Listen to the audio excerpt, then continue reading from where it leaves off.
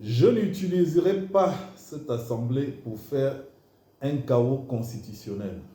Je n'utiliserai pas cette assemblée avec mes collaborateurs députés du PASTEF pour faire un chaos constitutionnel ou une vendetta personnelle. Dixti Ousmane Sonko, qui a été élu brillamment avec 130 députés sur 165 à l'Assemblée nationale.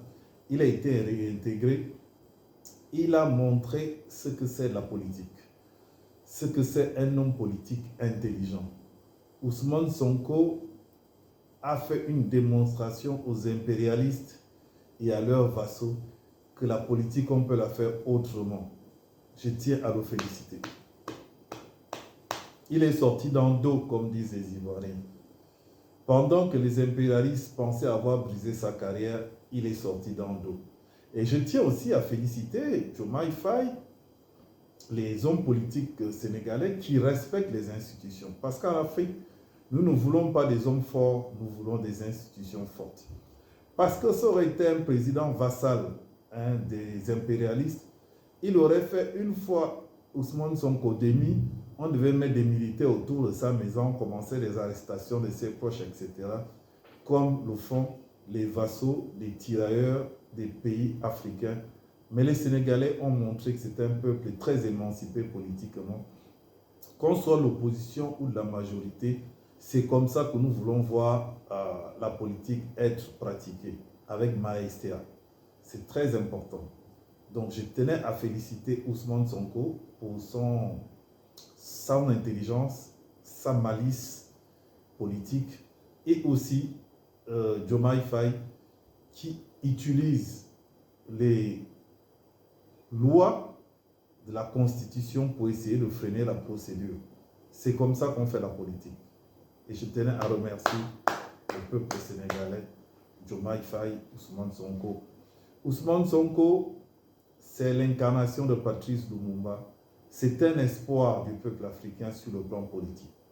On a coutume de dire, quand je dis on, les impérialistes, que les gars de l'AES, c'est des militaires, ils ont pris le pouvoir par force, etc. Ils ne veulent jamais reconnaître en eux des vrais combattants du peuple africain, les vrais combattants de la souveraineté. Ousmane Sonko vient de sortir dans le dos et leur montrer que les Africains d'il y a 20 ans, il y a 10 ans, ce n'est plus le même peuple africain. Et je tiens à faire passer un message à tous les présidents africains en poste, que les Africains qui sont aujourd'hui en 2026 ne seront pas les mêmes en 2030 ou en 2031. Qu'ils fassent très très attention et qu'ils soient vigilants, parce qu'on ne sait pas ce qui peut faire tomber un pouvoir. Donc, gérer le pouvoir que les peuples vous ont donné dans l'intérêt de la société. Je vous laisse avec Ousmane Sonko, son petit bref discours après son élection, et aussi quand il est rentré à l'Assemblée nationale, quand on l'a acclamé comme étant un nouveau député de l'hémicycle. Moi, je vous dis au revoir, que Dieu vous bénisse depuis vos différentes positions. Je suis Éric Ella, président du réseau Pan. Je veux rassurer que je n'utiliserai pas cette responsabilité pour organiser le chaos institutionnel.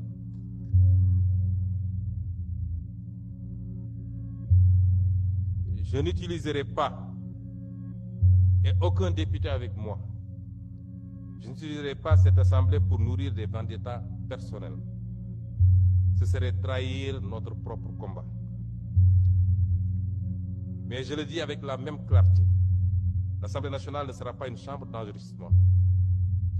Elle contrôlera l'action gouvernementale.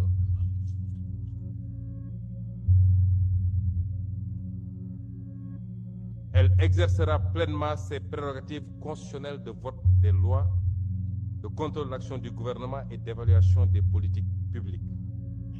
Elle défendra la transparence des finances publiques, la reddition des comptes et la souveraineté populaire. Elle usera de tous les leviers de contre-pouvoir, tous les leviers de contre-pouvoir constitués. Elle usera de manière responsable, mais tout aussi ferme, de tous les leviers de contre-pouvoir constitués selon la gravité des faits et des circonstances.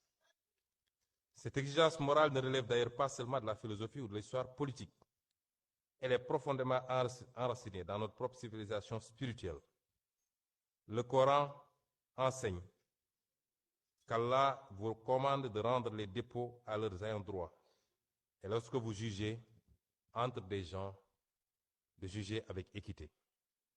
Le pouvoir est donc un dépôt, une charge, une responsabilité devant les hommes et devant Dieu.